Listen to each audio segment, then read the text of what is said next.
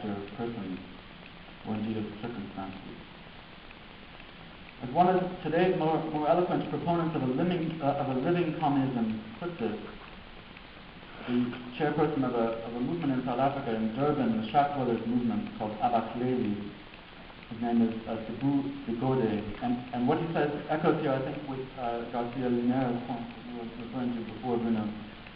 What Sibu Zigode calls a living communism depends on the taking of our place, the active assertion here and now of the humanity of every human being, as he puts it.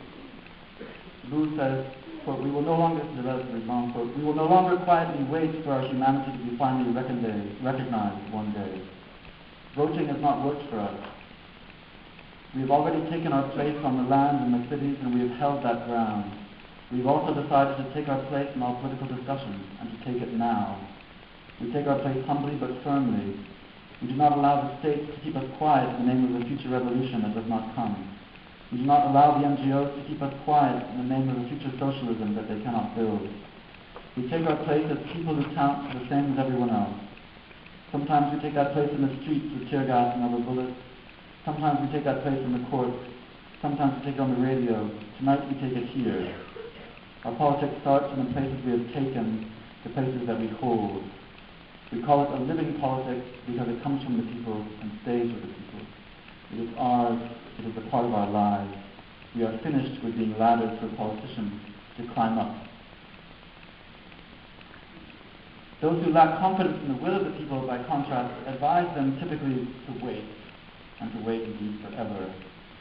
Such lack of confidence takes the general form of an insistence on time, on socially mediated time, the time of an ongoing development. The people are always in too much of a rush. It's too soon for them to describe demands of their own. They should accept the instantly demanding demands of the other or of an outside. It's too early for the people to prescribe their own positions. They should wait until society is judged that they are worthy of equality and participation. They should wait to progress or grow up. And this shift, I think, from the natural or immediate assertion of a right to its socially mediated recognition or representation was already the major shift, as Laurence Gauthier and others have shown, from the Jacobin prescription of a will of the people to the Thermidorian management of socially recognized and authorized rights. The rights, in other words, that protect order and property and prosperity. A fourth position, and I'm going to accelerate now a little bit in case you're worried this is going to take longer than it should. Fourth, like any form of free or voluntary action, political will is grounded in the practical sufficiency of its exercise. There is no other proof. There is no other foundation for it. It's not a substance or an object of knowledge. Referring here to people like Kant or Fichte or Sartre. A fundamental freedom, a practical exercise of reason, proves itself through what it does and what it makes, rather than through what it is, what it has, or what it knows. And in my opinion, rather than a weakness, it's a virtue of these philosophies. Quite explicitly, I think, in the case of certainly of Kant and Sartre, that they refuse to provide any account of the genesis or basis of freedom other than its very exercise or upsurge, its transformative exercise.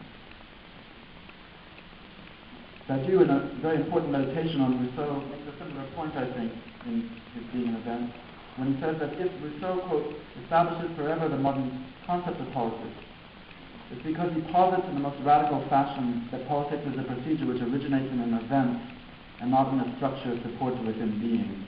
Politics, in other words, is not an aspect of a kind of social animal, a feature of the ontology of everyday life, a feature wired into the kinds of creatures that we are.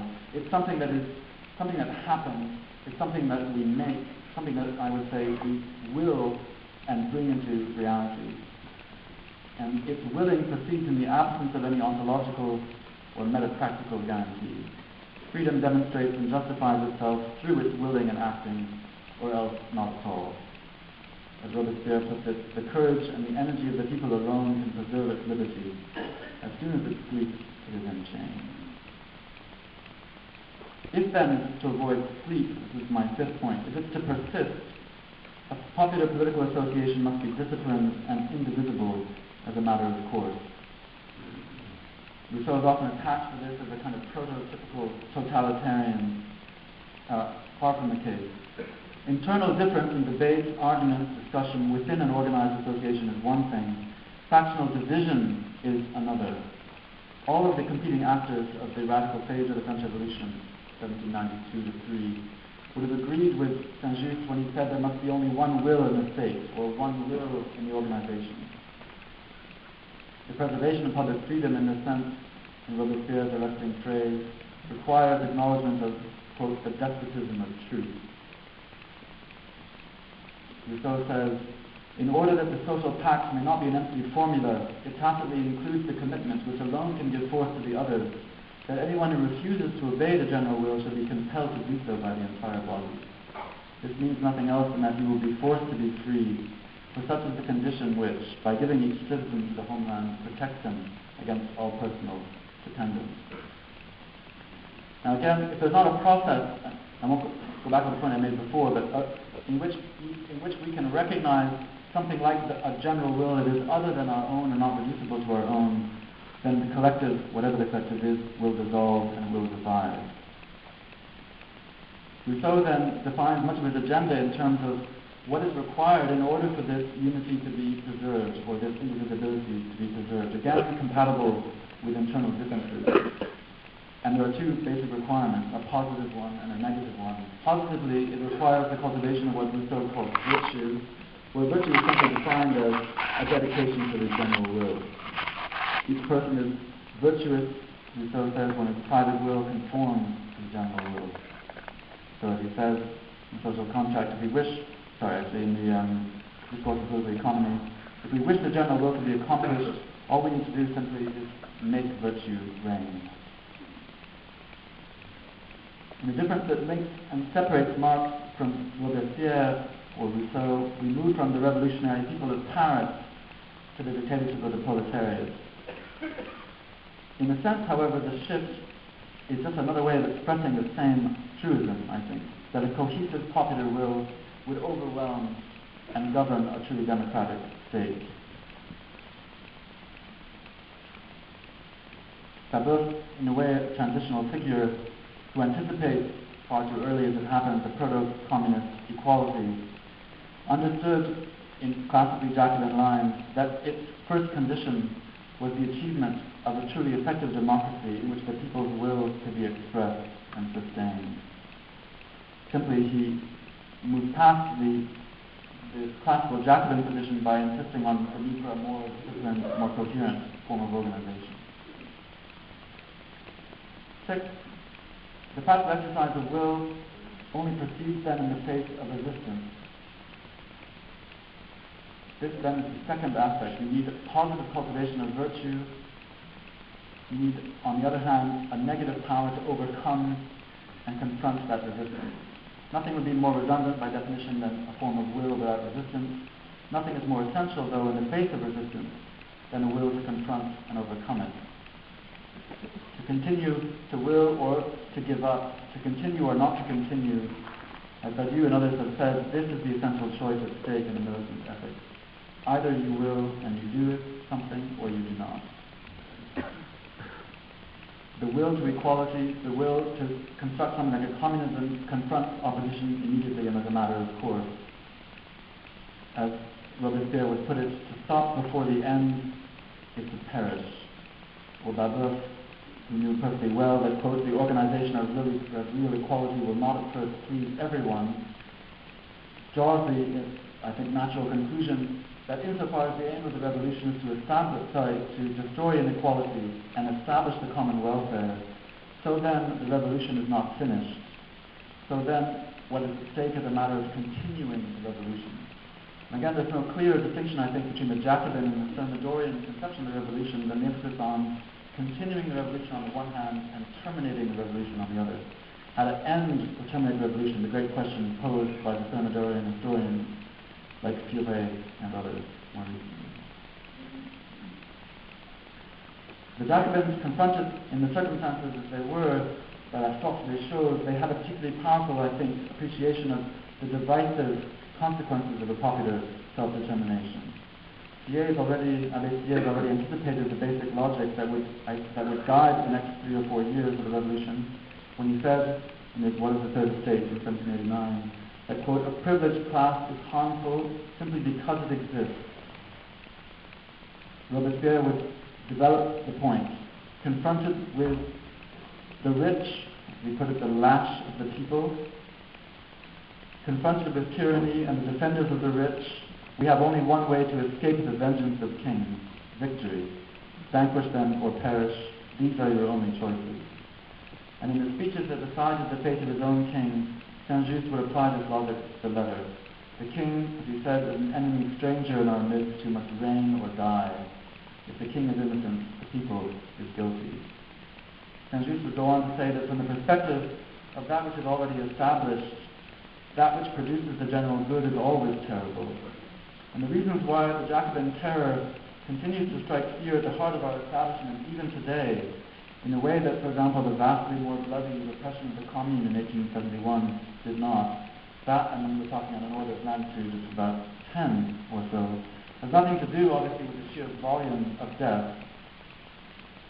It has to do with the fact that the terror was a deliberate aspect of a project to maintain something like a deliberate will of the people, to control the legitimate popular desire for vengeance or violence, to control a form of defensive violence that was essential to preserving and continuing the revolution in those circumstances. Let us be terrible, as Danton said, so that the people need not be. 7th point. By the same token, the practical exercise of will, the willing of an end, distinguishes itself from mere wish or fantasy through its capacity to initiate the process of its realization. As Freire and others say, this is Paulo Freire, it's only when the oppressed find their oppressor out and become involved in the organized struggle for their liberation that they begin to believe in themselves.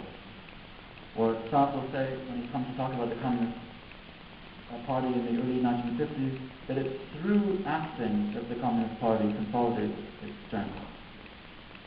This is the basic point that Hegel says in complement, I think, to Kant and Fichte's more abstract theory of the will, that the will is that which realizes its own achievement or its own actualization. The will, Hegel says in the beginning of his philosophy of right, is nothing other than thinking translating itself into existence. The activity of the will consists in cancelling, overcoming the contradiction between subjectivity and objectivity, and in translating its ends from their subjective determination into an objective one. And after Hegel, Marx will greatly expand the objective dimension of such concrete determination, without, though, I think, abandoning the idea that what is ultimately determinant here are not objective or historical or economic constraints, but the action itself, the free human action. Ultimately, the free human will to prescribe our own ends and to make our own history. One last point, final consequence of all of this, I think, follows that if we can affirm that the will is determinate in the first instance, then the most profound form of disempowerment or disemancipation, as André Sauvel used to call it, is a kind of voluntary servitude, the imposition of a kind of self-subjection, as ultimately more damaging, more fundamental than any form of external domination, however cruel. This is the point anticipated by Etienne Laboïty, radicalized in different ways by Du Bois, by Fanon, by Aristide, and also by Foucault, Deleuze, Zizek, and many, many others. As Laboïty puts it, in the end it's the people who empower their oppressors can only harm them, quote, to the extent to which the people are willing to put up with them. And I'll end by saying that I'm perfectly aware that in today's circumstances, to affirm the notion of political will, in a sense, the will of the people along these kinds of slightly strident lines, is itself an abstract, perhaps somewhat empty gesture. We live in a world in which what Foucault used to call the practice of voluntary insubordination has been reduced to an almost tokenistic state of impotence. We live in a country, for example,